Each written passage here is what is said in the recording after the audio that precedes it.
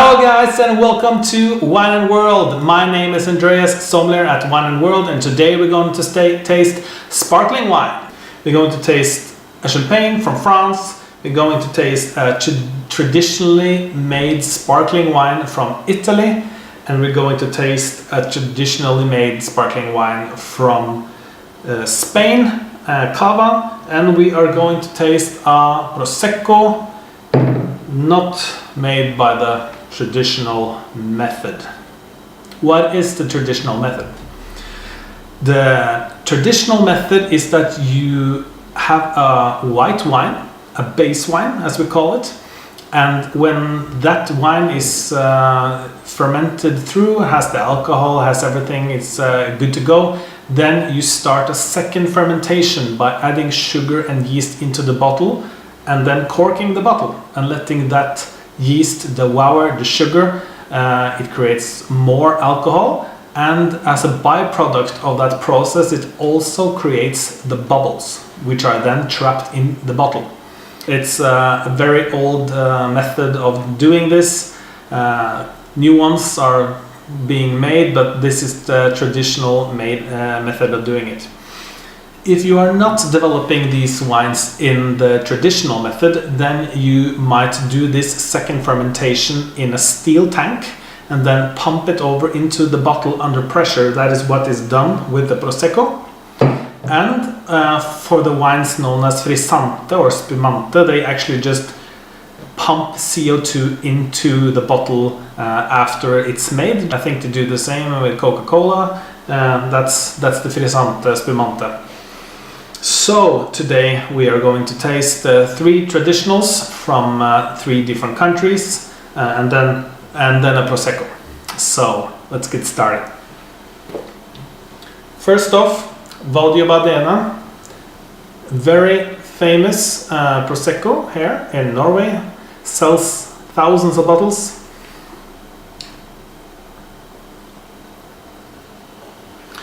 You can see it is foaming a lot of bubble action going on in this wine. Next one we're going to pour is the Cava, Spanish. This one is quite a good Cava. You can get Cavas, or which you might say is almost as good as champagne, depending on your preference, of course. We'll see how this one holds up.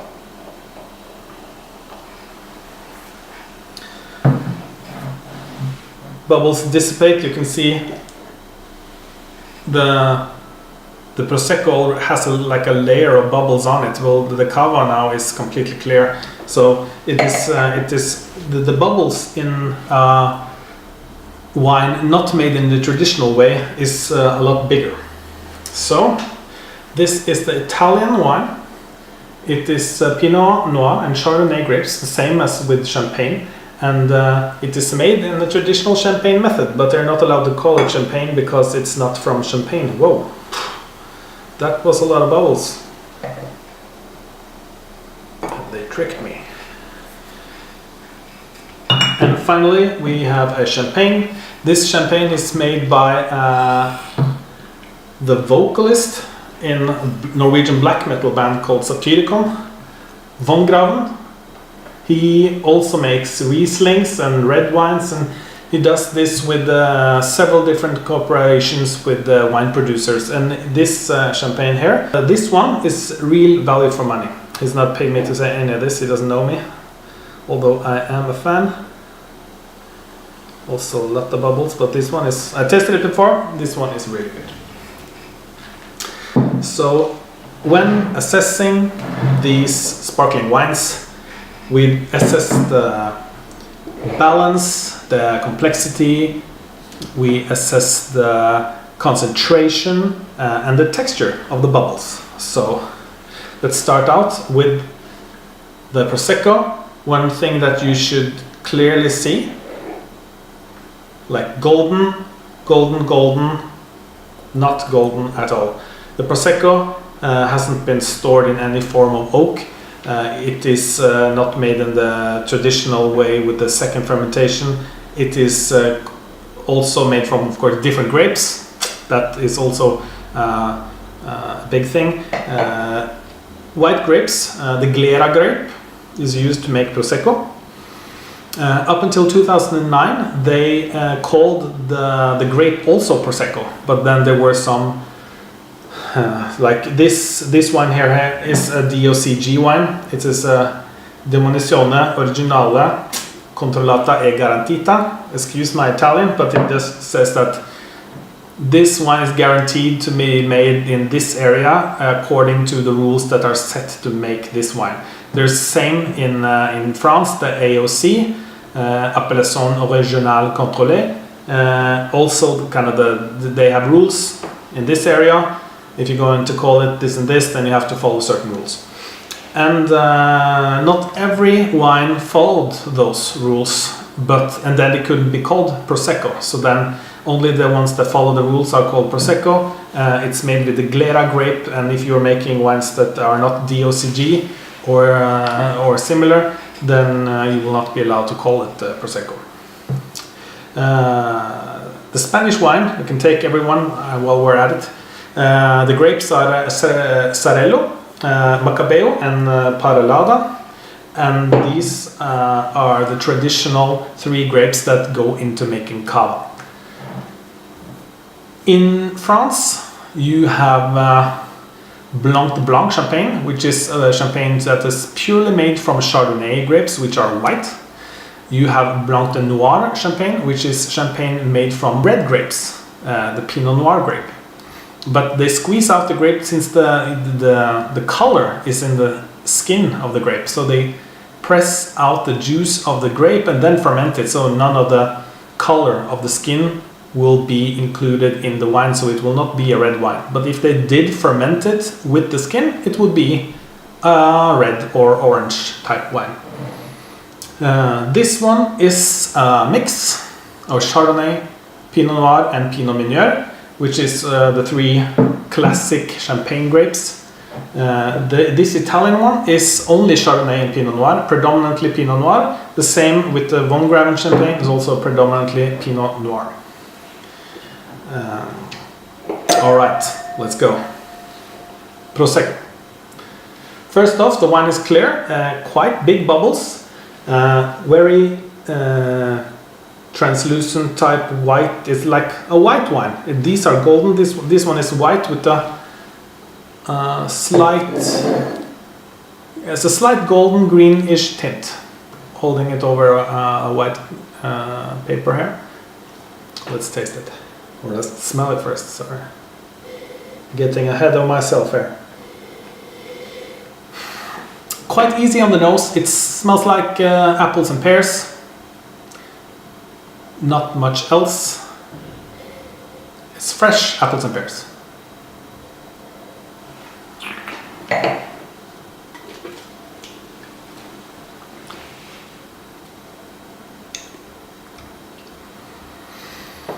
This wine is very fresh. Apples and pears, as I've said, on the nose, also on the palate. It's kind of tart. On my tongue, it's kind of a tartness that is somewhat not pleasant for my liking. And it is very easy, goes away quickly, and it also has a little hit of alcohol because it is not so very complex. The alcohol shines through more. Next up is the Cava. Color-wise, much more golden than the Prosecco.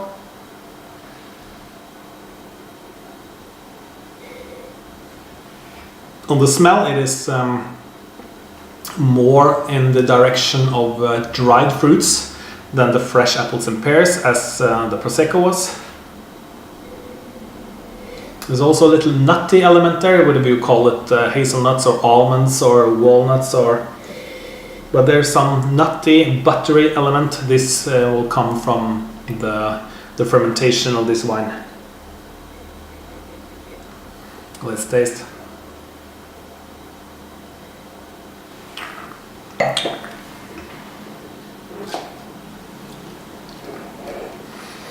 Much more complex on the palate. Predominantly the nutty dried fruit aromas. I know quite a lot of people don't want that from champagne. They want a fresh champagne. This is not a champagne. This is a cava, but you know, still, if you're going in for a bubbly wine for whatever occasion, some people prefer the really acid, sharp, but very concentrated Blanc de Blanc type champagnes. Some people, including myself, I really like the ones that have rested on the lees for many months. This creates for me a much more delicate and complex base of aromas than if it's you know, strictly steel tank, no malolactic fermentation. This wine, the Cava, very pleasant, complex, dried fruits with a little bit of hint of nut. It also has that tartness, but not to the same extent as the Prosecco. Let's go over to the Italian wine. So this is Gancia Cuvée 36. Gancia Cuvée 36. I have never had this before.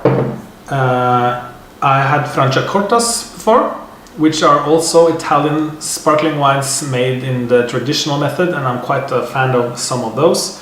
Never had this. I was actually looking for a Franciacorta, but they didn't have it in the store I was at, so I picked up this instead. The alternative would be to pick up look at Cremant de Bourgogne, something like that. They're not allowed to call it champagne since it's made in Burgundy, but it's also made in traditional method. It's you know, little over half the price than the champagne, and you could argue that some of those Cremants are extremely good. So I don't have one here today, but I can't have 5-6 bottles every time. But that's a really good buy. You should definitely try both Cremant de Jura and Cremant de Bourgogne, other types of Cremants. They are really good. This one, the Italian, much fresher, not the dried fruits and nuts, much more in the direction of fresh fruit and minerality, but also because of the traditional method, it has those kind of buttery, yeasty aromas. Very nice.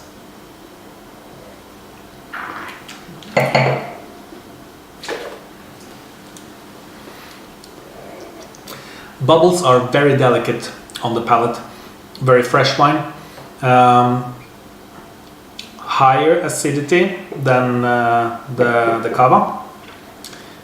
This one, as I said, Xarel·lo, Macabeo and Parellada grapes. This one is Chardonnay and Pinot Noir. So Pinot Noir, high acidity grape. This one is higher in acidity. Very fresh, nice aperitif, nice to go with a lot of different foods that also champagne would go really good with. So complex on the nose, but more subtle, more delicate. Then champagne, color-wise, the darkest, most golden of them. Bubbles, fairly big bubbles. Let's see how it is in the nose first. In the same direction as the Cava, but not the same aromas. But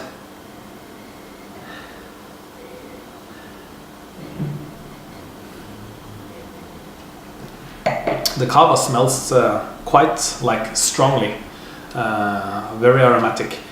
This one also goes in the direction of the dried fruits, dried apricots, nuts, butter, burnt toast on top of some citrus and minerality, but I'm struggling with kind of which nose I prefer on this. This one smells really good, but the Cava smells really good, but doesn't taste as good as it smells. We'll see if the champagne is otherwise.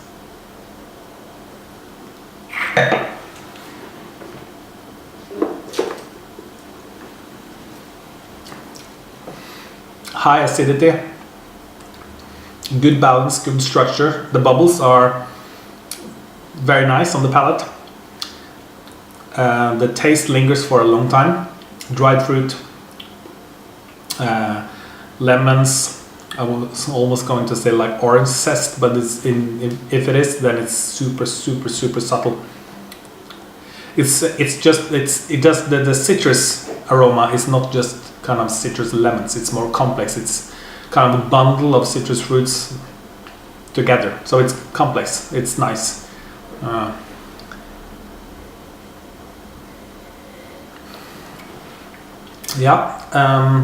Which one you would prefer? Totally up to you how you like your sparkling wines.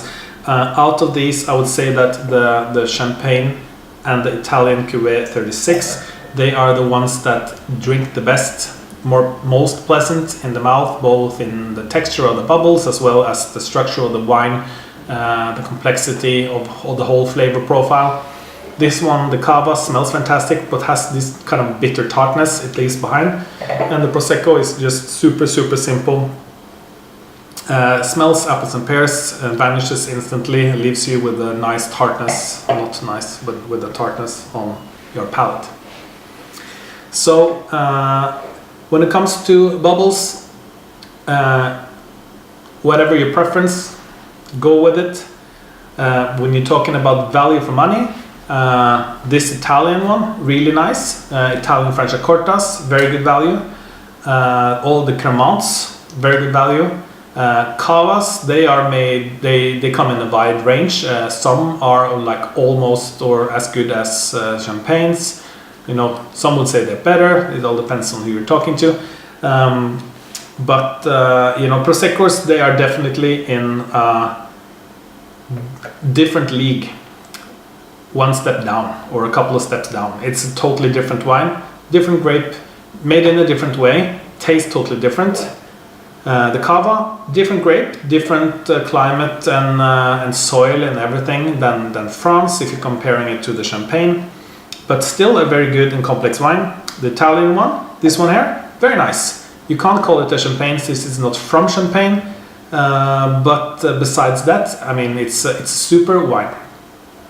Just quick, I would say, suggestions to anyone who is saying, and we will have champagne. You will only have champagne if you have champagne. And if you give someone a gift and you say, oh, I'm giving you a bottle of champagne, make sure it is champagne and not a Prosecco, because it is like saying, oh, I'm giving you a Ferrari, but then it was just a Lada actually. It's not it's not the same wine at all. It has bubbles. Like Coca-Cola also has bubbles, but that's not champagne either. So I am a big champagne lover, but I also hugely appreciate the quality that you can get in the Cremonts and in this Italian wine. The thing is that if you are going to step it up a couple of notches, I haven't, and I don't think I will find those levels in neither Italy or Spain. The French have produced champagne for hundreds of years, and after Napoleon lost the war to the Russians, they celebrated in French champagne from Veuve Clicquot. Or was it Bollinger? I can't remember. But the Russian Tsar, he was making toasts to the defeat of Napoleon in French champagne. It's kind of a funny story. Anyways, enjoy the wine you want. Thank you so much for watching, and I hope you have learned something. If you have, then please like, share, subscribe, and come with any suggestions that you want me to focus on in the future. And thank you so much for watching. Bye bye.